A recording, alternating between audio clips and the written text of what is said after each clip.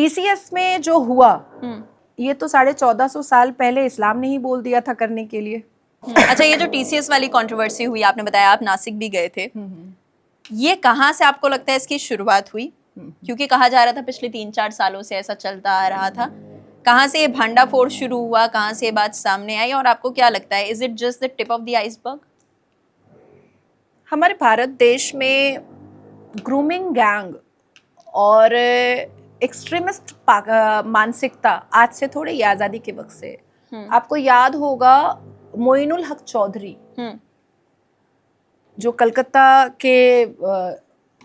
University से पढ़ा, वकील बना, इंदिरा गांधी के ज़माने में आसाम का रहने वाला था पर पश्चिम बंगाल से ही उसका ज़्यादा लगाव था और अपनी शिक्षा भी किया।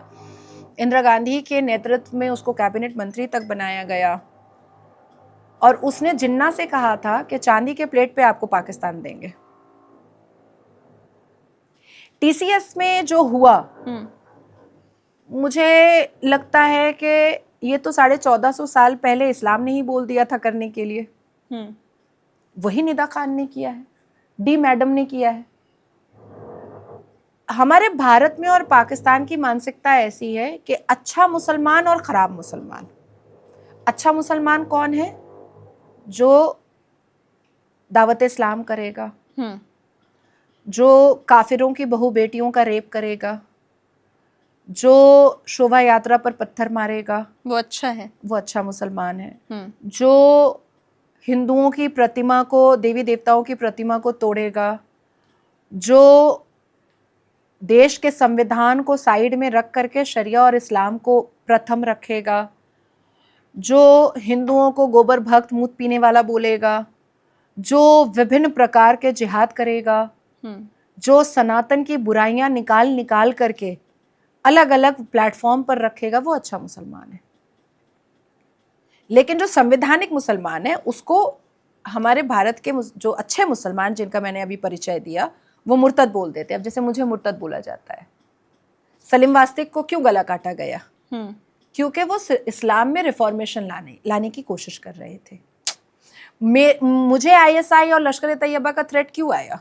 क्योंकि भारत के मुसलमान मेरा जवाब नहीं दे पा रहे थे, इसलिए भारत के मुसलमानों को सपोर्ट करने के लिए लश्कर तैयबा और आईएसआई को सामने आना पड़ा कि तुम नहीं डरा पा रहे हो, अब हम डराएंगे नाजिया को। क्या था ये पूरा मामला आईएसआई और एलईटी का? एक्चुअली मैंने हमेशा कहा है कि इस्लाम में रिफॉर्मेशन की ज़रूरत है। 2015 से 2017 तक मेहनत करके मैंने इंस्टेंट ट्रिपल तलाक बंद करवाया, देश के सर्वोच्च न्यायालय से बंद करवाया। 2019 में मैंने पॉलीगमी हलाला फाइल कर दिया। वक्फ संशोधन बिल के वक्त में सबसे ज़्यादा रिसर्च करके मैंने दिया। ये सब तो ऑन रिकॉर्डेड है। उसके बाद फिर जिस हिसाब से इस्लाम की कुरीतियाँ मैंने निकालना स्टार्ट किया, डिबेट चैनल प्लेटफॉर्म ये वो, कहीं पर भी मुझे जवाब इस्लामिक स्कॉलर या इस्लाम के ठेकेदार दे नहीं पा रहे थे। अब कहीं ना कहीं से तो पाकिस्तान तक खबर गई। डायरेक्ट मुझे शहजाद भट्टी, तो आबिद जट, तो भट्ट सट, सब ने मुझे कॉल करना स्टार्ट किया। मेरी रेकी होनी स्टार्ट हुई और उसके बाद मेरी गाड़ी का पीछा करना स्टार्ट हुआ। मेरे अपार्टमेंट के लिफ्ट का फोटो भेजना स्टार्ट हुआ। यहाँ मार देंगे, वहाँ मार देंगे, मथुरा जा रही हो, अभी तुम्हारे गाड़ी पर ग्रेनाइट मार देंगे। तो ये क्यों हुआ? क्योंकि भारत के मुसलमान समाज के ठेकेदारों के पास मेरे सवाल का जवाब नहीं था। अगर यही मुझे निपट लेते, यही मुझे जवाब दे देते, तो लश्कर तैयबा को बीच में इंटरवीन करने की जरूरत ही नहीं पड़ती, आईएसआई को बीच में इंटरवीन करने की जरूरत ही नहीं पड़ती। अब सोचो, नूपुर को घर बैठाने में लश्कर तैयबा को नहीं आना पड़ा क्योंकि भारत के मुसलमान ही काफी थे। तस्लीम रहमानी काफी था नूपुर को घर में बैठाने के लिए। कन्हैया का गला रेतने के लिए लश्कर तैयबा को फोन नहीं करना पड़ा क्योंकि भारत का मुसलमान काफी था। सलीम वास्तिक का गला रेतने के लिए भारत का मुसलमान काफी था, लश्कर तैयबा को नहीं आना पड़ा। कन्हैया को मौत के घाट उतारने के लिए भारत का मुसलमान काफी था और लश्कर तैयबा को नहीं आना पड़ा बीच में। लेकिन कश्मीरी पंडितों का नरसंहार करने के लिए पाकिस्तान, लश्कर तैयबा, आईएसआई, हाफिज सईद सबको सामने आना पड़ा था क्योंकि कश्मीरी पंडितों को कश्मीर का मुसलमान संभाल नहीं पा रहा था। तो ठीक उसी तरीके से भारत के जो पाखंडी मुसलमान हैं, जो इस्लाम की जस्टिफिकेशन पर क्राइम और क्रिमिनल चीजों को हवा दे रहे हैं, वो मुझे संभाल नहीं पाए, तो इसलिए उन्होंने खबर पहुंचाया और लश्कर तैयबा और आईएसआई मेरे पीछे पड़ा। बट एक महिला भारत में रह के इस्लाम के बारे में क्या मानसिकता रखती है, क्या सोच रखती है और क्या बोलती है, क्या ये पाकिस्तान में बैठे हुए उनके लश्कर तैयबा आईएसआई के लिए इतना मायने रखता है कि वो वहां से कॉल करके धमकियां दे रहे हैं, यहाँ से आपकी रेकी करवा रहे हैं और आपको बोल रहे हैं कि तुम यहाँ जा रही हो, वहां जा रही हो, जान से मार देंगे, ग्रेनेड फेंक देंगे? क्या ये इतना महत्वपूर्ण है उनके लिए? बहुत महत्वपूर्ण है, बहुत महत्वपूर्ण है। भारत के मुसलमानों के लिए मेरा खामोश होना बहुत ज़रूरी है। जिस हिसाब से मैं इस्लाम की कुरीतियों को डिकोड कर रही हूँ, जिस हिसाब से मैं देश में यूसीसी इम्प्लीमेंट करवाने के लिए आवाज़ उठा रही हूँ, जिस हिसाब से मैं इस्लाम समाज के ठेकेदारों की बदतमीज़ियों को डिकोड करके बेनकाब करके दिखा रही हूँ, जिस हिसाब से मुसलमानों की हटगर्मी को इस्लाम के और कुरान की आयतों से गलत साबित कर रही हूँ, उनको तो तकलीफ हो रही है। अब ये तो हमारा अंदरूनी मामला है, ये हमारा देश है, हमारा भारत है, आप हमारी हैं, यहाँ के जितने मुसलमान हैं वो भारत के हैं, तुम वहां बैठे हुए तुम्हें क्या फर्क पड़ रहा है?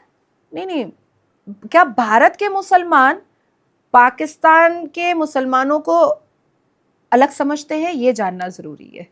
मैं संवैधानिक मुसलमान हूँ और आप संवैधानिक महिला भारत की हैं, ठीक है।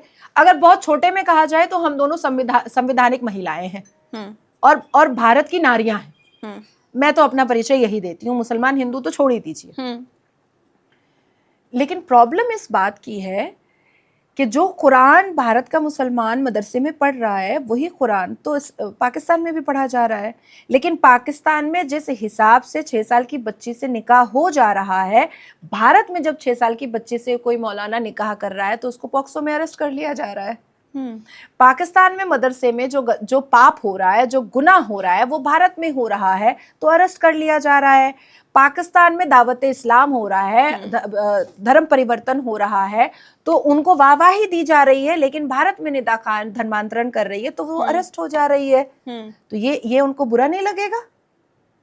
ये उनको बुरा नहीं लगेगा क्या? भारत में रह के तो संविधान आपको फॉलो करना पड़ेगा, और वो करना नहीं चाहते हैं। किस मुसलमान ने कहा है? असदुद्दीन अवैसी ने कहा है कि संविधान उनके लिए पहले है। महमूद मदनी ने कहा है कि संविधान उनके लिए पहले है। अरशद मदनी ने कहा है कि संविधान उनके लिए पहले है। तौकीर रजा ने कहा है कि संविधान उनके लिए पहले है। किसने कहा, मुझे बताइए। बट ये तो गिवन है ना, ये तो होगा, ये तो बेसिक है। तो फिर कैसे असदुद्दीन अवैसी ने लोकतंत्र के मंदिर पार्लियामेंट में खड़े होकर के कह दिया कि हमारे लिए age of puberty is age of marriage? कैसे असदुद्दीन अवैसी ने कह दिया कि हमारे लिए निकाह 7 जन्मों का, शादी जो है वो 7 जन्म का रिश्ता नहीं है, हमारे लिए कॉन्ट्रैक्ट है? कैसे अलाउ किया गया असदुद्दीन अवैसी को बिस्मिल्लाहिर्रहमानिर्रहीम बोल करके शपथ लेने के लिए? कैसे अलाउ किया गया, बताइए ना मुझे। फिर क्यों अलाउ किया गया? क्या पाकिस्तान में मुझे अलाउ किया जाएगा पार्लियामेंट में बोलो सियावर रामचंद्र की जय बोल करके शपथ लेने के लिए? क्या ईरान में मुझे अलाउ किया जाएगा हर हर महादेव के साथ शपथ लेने के लिए? क्या मुझे सऊदी अरबिया में अलाउ किया जाएगा हर हर महादेव के साथ शपथ लेने के लिए? क्या 57 मुस्लिम कंट्री में मुझे अलाउ किया जाएगा हर हर महादेव बोल करके शपथ लेने के लिए? तो भारत में बिस्मिल्लाहिर्रहमानिर्रहीम के साथ शपथ लेने का परमिशन दिया कैसे जा रहा है? शरिया की बात समझने और समझाने की खुली छूट दी कैसे जा रही है? देश का सर्वोच्च न्यायपालिका जब संविधान से चलता है तो शाहबानों और सायराबानों को बुढ़ापे में जजमेंट कैसे मिलता है? मगर यहाँ पे एक बात ये भी आती है कि हम सेक्युलर नेशन है। अरे मैं सेक्युलर हूं ही नहीं, कर लो जो करना है। नहीं हूं मैं सेक्युलर, कर लो, मारना चाहते हो मार दो, नहीं हूं मैं सेक्युलर। ओवैसी वाली बात में हम ये मान सकते हैं कि भाई भारत सेक्युलर नेशन है तो आपने अपना जो भी बोलना था वो कहकर आपने शपथ ले ली, लेकिन पाकिस्तान सेक्युलर नहीं है। नहीं निहारिका, मुझे एक बात बताइए, क्या भीमराव अंबेडकर जी ने संविधान में सेक्युलर लिखा था? वो तो बाद में अमेंड हुआ है ना। देश संविधान से चल रहा है। कौन से संविधान से चल रहा है? 100 से ज्यादा बार तो अमेंड हो चुका है, तो संविधान में बचा कहाँ कुछ है?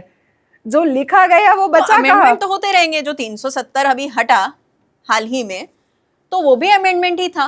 नहीं तो संविधान फिर बचा कहाँ जो अंबेडकर जी ने लिखा? और अगर वाकई में अंबेडकर जी के हिसाब से संविधान जो लिखा गया है वो चल रहा है, तो फिर मुसलमानों को आर्टिकल 44 से क्यों नफरत है? सवाल तो बहुत है और जवाब नहीं दे पाते हैं तो लाओ भाई छुरी तेज करो, काटो इसको।